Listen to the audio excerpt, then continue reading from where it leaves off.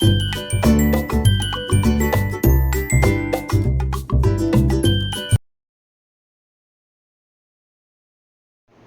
साथियों, स्वागत है आपका लाइफ विद पल्लवी में।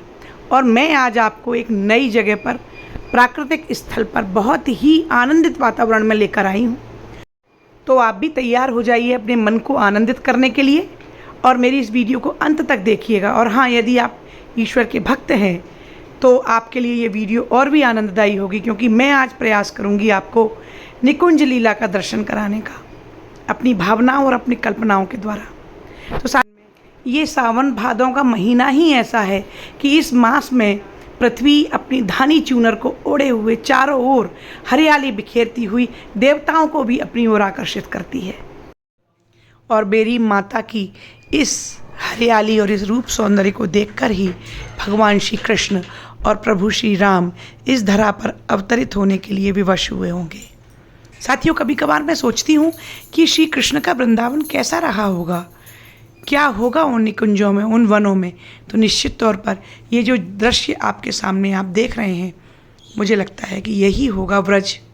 और सच पूछा जाए तो हमारा हृदय ही वृंदावन धाम है, जहाँ हम अपने भाव जगत में कृष्ण को, अपने आराध्य श्री राम को समाहित कर लेते हैं। तो हमारा मन भी उसी प्रकार से आनंदित और मनोहारी हो जाता है जिस प्रकार से ये वातावरण। इनके अंदर सांप रहते हैं, तो मुझे जाने में बहुत डर लग रहा है। और वैसे भी एक मानवता के नाते हमें इन जीवों के रहने वाली जगह को छेड़छाड़ नहीं करनी चाहिए, इसलिए मैं आपको इतना ही दिखाऊंगी। और ऐसी कई बामियाँ इस क्षेत्र में हैं, बहुत दूर दूर तक वो बामियाँ दिखाई दे रही हैं। तो इसका मतलब ये है कि यहाँ असंख्य सांप भी रहते होंगे। साथियों, आज की मेरी ये ट्रिप बहुत ही रोमांचक है और मन को आनंदित करने वाली है, क्योंकि मौसम भी इस समय इसी प्रकार के प्राकृतिक स्थलों का भ्रमण करने का है। साथियों, जैसा कि मैंने आपको बोला था कि मैं आज आपको निकुंज लीला के दर्शन कराने वाली हूँ। निकुंज लीला अर्थात राधा और श्याम सुंदर की लीला। और उस लीला में मुख्य स्थान होता है प्राकृतिक सौंदर्य का, हरियाली का, चारों ओर सघन वन का। तो मैं आपको उसी कल्पना भाव जगत में ले चलती हूँ। मैं ये सोच रही हूँ इस स्थान पर आकर कि कैसा होता होगा वो दृश्य और वो वातावरण जब प्रिया प्रियतम जो ऐसे ही किसी सुरम्य स्थान में मिलते होंगे। ये घनघोर घुमड़ती काली घटाएं और निधिवन का वन, यमुना का किनारा, सहसा ही किसी लता पता की ओट से, किसी वृक्ष के ओट से दोनों गलवैयाँ डाले हुए एक दूसरे की रूप माधुरी में खोए हुए और अपने भक्तों को आनंदित करते हुए अभी अभी कहीं से निकल पड़ेंगे। और ये लता पताएं, ये वृक्ष उनके ऊपर न्यौछावर होते हुए दिखाई पड़ेंगे। जब कभी मैं ऐसे स्थान पर सावन की काली घटाओं को देखती हूँ तो मुझे लगता है कि जैसे कृष्ण मनोहार कर रहे हैं किशोरी जी से कि आओ हम यमुना पुलिन पर कदम्ब की किसी डाली पर झूला झूलते हैं। और जब प्रियाजू मना करती होंगी या रूठ जाती होंगी किसी बात पर, तो ऐसे ही किसी मयूर वन में श्री कृष्ण मोर बनकर उनके मन को रिझाते होंगे, उन्हें मनाते होंगे और मनोहार करते हुए गाते होंगे। राधे झूलन पधारो झुकी आए बदरा, राधे झूलन पधारो झुकी आए बदरा, झुकी आए बदरा बरसन लागे बदरा, श्याम झूलन पधारो झुकी आए बदरा। ऐसो मान नहीं कीजे हट तजिए अली, ऐसो मान नहीं कीजे हट तजी ये अली तू तो परम सयानी ब्रसभान की लली। राधे झूलन पधारो झुकी आए बदरा। कीजे सकल श्रृंगार नैना धारो कजरा। कीजे सकल श्रृंगार नैना धारो कजरा। ओढ़ो चटक चुनर ऊपर श्याम चदरा। राधे झूलन पधारो झुकी आए बदरा। श्यामा झूलन पधारो झुकी आए बदरा। साथियों, देखिए ये अद्भुत छटा। लग रहा है जैसे कि आज सावन पूरी तरीके से अपने उत्कर्ष पर है और भिगा देना चाहता है तन और मन को। मुझे तो लगता है कि आज प्रिया प्रियतम को झूला झूलते देखते हुए ये मेघ भी अपनी नेह की वर्षा करने को आतुर हैं। और देखिए किस प्रकार से ये रिमझिम बारिश शुरू हो गई है। और कल्पना कीजिए कि झूला झूलते हुए श्री कृष्ण और वृषभान दुलारी दोनों भीग रहे हैं, आनंदित हो रहे हैं, और हम सब उनकी इस अनुपम छवि को देखकर आह्लादित हैं, प्रसन्न हैं और अपने शुद्ध बुद्ध गंवाए बैठे हैं। एक पल के लिए साथियों पहुंच जाइए वृंदावन, उन निकुंज गलियों में, उस निधिवन में, मयूर वन में, और आनंदित होइए कल्पना जगत में श्री कृष्ण और राधा को झूला झुलाते हुए। समझिए कि आपके हाथ में उनके झूले की बागडोर है और आप दोनों प्रिया प्रियतम दिक को बड़े ही मंद गति से इस सुरम्य वातावरण में, रिमझिम बारिश में और ठंडी शीतल मन को आनंदित करती हुई वायु में झूला झुला रहे हैं।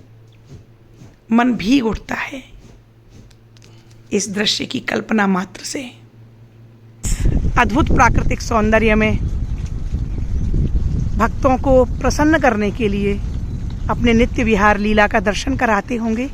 वहीं जब हम अयोध्या की ओर अपने मन को ले चलते हैं तो भगवान श्री राम का रूप माधुर्य हमारे नेत्रों के सामने जब आता है, तब ये सावन और भादों की काली घटाएं, ये दृश्य थोड़ा सा मन को विचलित करते हैं, क्योंकि सहसा ही याद आता है वो वनवास का समय और